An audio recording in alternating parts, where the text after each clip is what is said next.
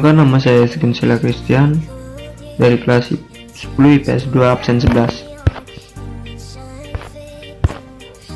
Saya akan menjelaskan tentang reproduksi bakteri. Sebelum kita membahas tentang reproduksi bakteri, apakah kalian tahu apa itu bakteri? Bakteri adalah kelompok organisme yang tidak memiliki membran inti sel. Organisme ini termasuk ke dalam domain prokariota dan berukuran sangat kecil, serta memiliki peran besar dalam kehidupan di bumi. Reproduksi bakteri bisa terjadi dalam dua tahap, yaitu reproduksi aseksual dan seksual. A. Reproduksi aseksual. Reproduksi aseksual adalah proses reproduksi di saat keturunan timbul dari orang tua tunggal dan mewariskan genetika dari satu orang tua. Aseksual adalah reproduksi yang tidak melibatkan meiosis, ploidi, pengurangan, atau fertilisasi. Sebuah definisi yang lebih ketat adalah gamogenesis, yang adalah reproduksi tanpa fungsi gamet. Reproduksi seksual adalah bentuk reproduksi organisme bersel tunggal seperti cahaya, bakteri, dan protista. Banyak tanaman dan jamur bereproduksi secara aseksual juga, seperti gambar di samping ini.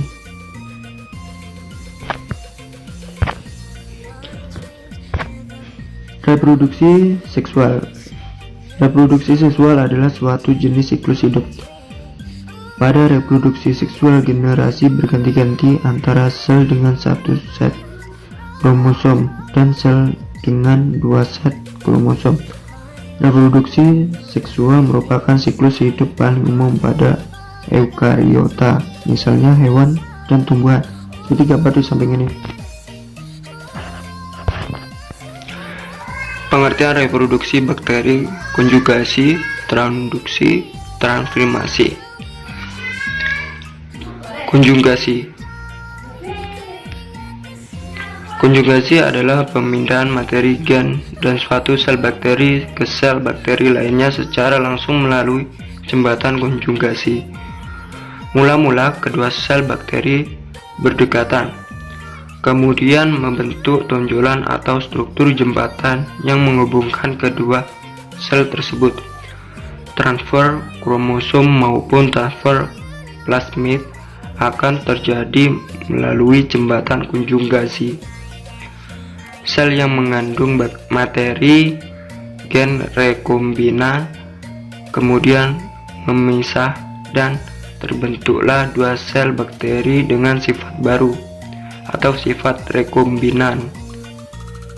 Contoh bakteri yang mampu berkonjugasi antara lain Salmonella typhidans, Pseudomonas sp. Transfer kromosom dapat pula terjadi melalui pilus seks, seperti yang terjadi pada Escherichia coli. Transduksi terjadi ketika bakteri mendapatkan DNA dari virus bakteriofag yang menginfeksinya. Virus tersebut akan menyuntikkan materi genetik ke dalam bakteri. Akibat DNA virus akan menyatu dengan DNA bakteri inangnya.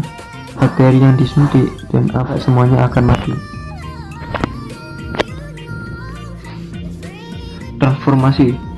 Transformasi ini terjadi ketika sel non-patogenik hidup mengambil potongan DNA yang kebetulan mengandung alel untuk patogenisitas atau gen untuk suatu lapisan sel yang melindungi bakteri dari sistem imun inang.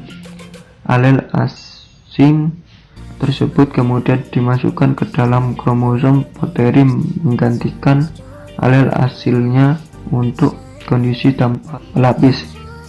Proses ini merupakan rekombinasi genetik perputaran segmen DNA dengan cara pindah silang atau crossing over. Sel yang ditransformasi ini sekarang memiliki satu kromosom yang mengandung DNA yang berasal dari dua sel yang berbeda. Tipe patogen yang memiliki kapsul polisakarida disebut smooth, dan tipe non patogen tanpa kapsul yang disebut tipe road.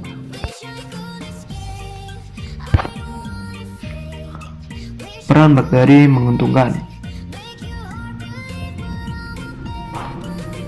Streptomyces griseus berperan dalam menghasilkan antibiotik streptomycin untuk melawan bakteri penyebab TBC. Clostridium berperan dalam mengurangi atau dekomposer senyawa organik dalam organisme yang sudah mati. Nitrosomonas berperan dalam menyediakan nitrogen organik yang penting bagi tumbuhan. Escherichia coli berperan dalam membusukkan makanan di dalam usus besar menghasilkan vitamin K.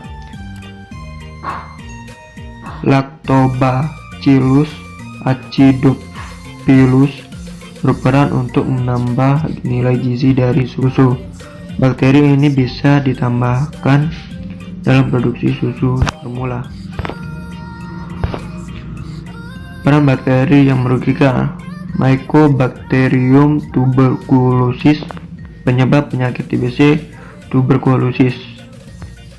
Pseudomonas orzae merupakan bakteri menyerang pucuk batang tanam padi. Salmonella typhosa penyebab penyakit tifus. Neisseria gonorrhoeae penyebab penyakit gonore. Shigella dysenteriae penyebab penyakit disenteri. Sekian, terima kasih.